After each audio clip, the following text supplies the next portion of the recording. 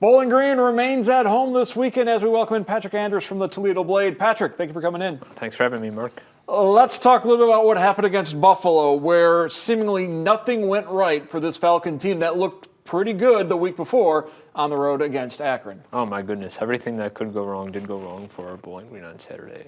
Offense, they weren't moving the ball. They only lose 2 fumbles inside the 10-yard line. Defense, they couldn't stop Buffalo in the first, second, third, or fourth quarter. This was a very bad loss for Bowling Green anyway you slice it. Probably the first half, I think, was the worst half they played this season by far. And amazingly, it could have been even worse as Buffalo had a couple of big plays brought back because of penalties. No, you're exactly right. The fake field goal heard around the world. Mason Lawler, poor soul, flops down, and Buffalo picks it up, runs it all the way back. It gets called back due to an illegal block in the back. That could have made it worse. It could have been 45. It could have easily been 45-7 instead of 38-7. But Bowling Green, it was kind of emblematic of just a day where Bowling Green kind of fell on its collective pace. If there's one thing Bowling Green's had experience doing the last couple of years, it's regrouping after losses that they really didn't play very well. They have to do it again now.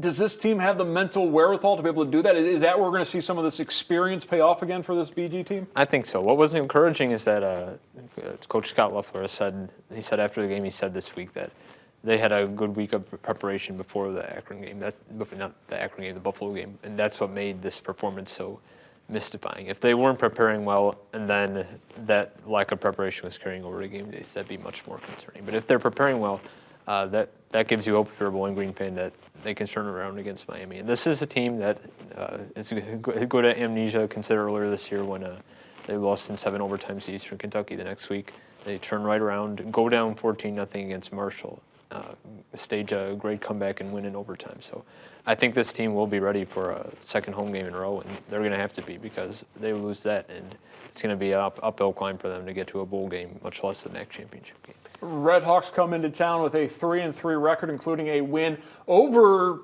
Northwestern. Sorry to bring that up as a Northwestern grad that you are. But this is a Miami team that's been a little up and down. They are now on their second-string quarterback as the starter coming into the year, Brett Gabbert, left due to injury in the first game of the season.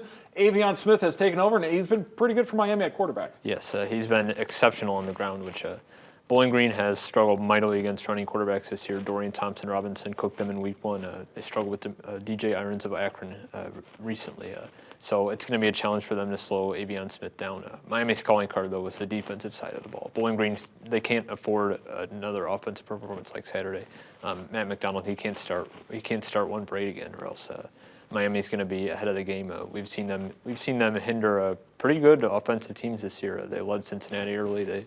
They were decent against Kentucky. You obviously said they beat Northwestern, and this is going to be a tall task for Bowling Green. It's a tough luck for the Falcons that the 2 best teams in the East so far have probably been Buffalo and Miami. Kent State's put up some good showings against power competition, but they've wilted a little bit of late. So it is a rough break for Bowling Green, but they have a chance to turn things around. Nothing is settled in the MAC, especially this year, so it'll be a big opportunity for Bowling Green on Saturday. Yeah, and I think the MAC, usually it takes a couple of conference games to sort everything out, and so we're still kind of trying to figure things out. Bowling Green, they're better than they were last year. Is that going to translate to more wins in the MAC? That's what's going to be answered the next couple of weeks. Yeah. It's going to be very interesting. My MAC power rankings in the paper, I put Toledo is a clear number 1 right now in the MAC, it looks like. And Bowling Green obviously has Toledo on its schedule, but beyond that, it's a little bit of a mess. It's starting to sort out a little bit, but Bowling Green had the ill fortune of running Buffalo. By any measure, Buffalo was a hot team coming into Bowling Green. So if you like really look closely, I didn't think it would happen, but you could have seen a good Buffalo performance coming. But like I said, Bowling Green now gets a good Miami team, and the East Division is much better than the West this year. So. It is going to be tough for Bowling Green, and I don't know if they have the chops to make it back to a bowl game. But you can't really make any sweeping claims in the MAC, especially this early in the season, MAC season, relatively speaking. We haven't even hit the weekdays yet, so it's going to be interesting going forward. But I think if Bowling Green, they regroup, they look good against Miami. Even if they play Miami close, at that point, what would they be?